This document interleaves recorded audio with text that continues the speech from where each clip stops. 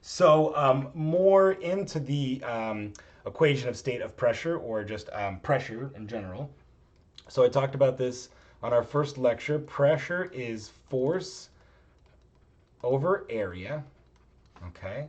Oops, and I'm already getting sloppy on my notes here. I'm running out of room. So, right, and one common unit of pressure that you're probably all familiar with, pounds per square inch, right? That's a force per area.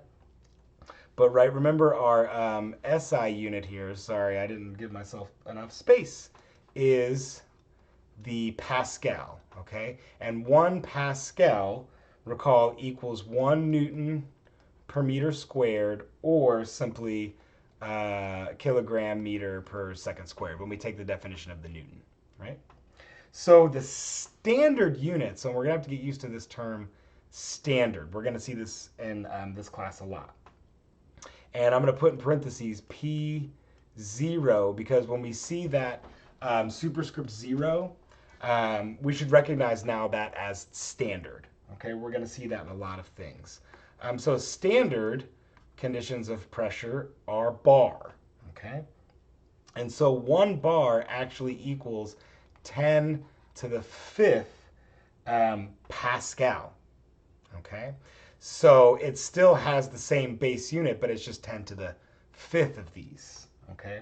And so other units, right, the more common unit we are aware of is the atmosphere, and 1 ATM equals 1.01325 times 10 to the 5th pascals. So you can see an atmosphere and a bar are very closely related. 1 atmosphere equals 1.01325 bar. Okay? So other units that we get are also the torr, okay, and which we recognize that is 760 millimeters of mercury. And where does that come from? Well, that comes from this idea of mechanical equilibrium, okay? So suppose I have a reservoir here that I'm going to draw. All right, okay. Forgive my drawing. Let's try that a little bit better. Okay, so there's just our reservoir. There's some liquid in it, in this case, some liquid mercury. And suppose that we then also have a column, okay, and that column is closed, but then open on the bottom.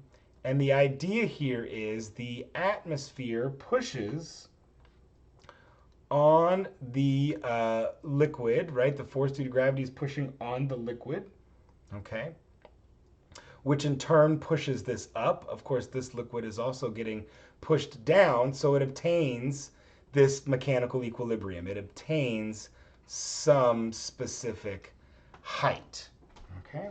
And I'm not going to derive this equation, right? But we know that if we were to go through and do that, we would recognize we could measure the pressure of the atmosphere from this force getting exerted on this liquid by the density of the liquid, rho, times gravity, times the height of the liquid, okay?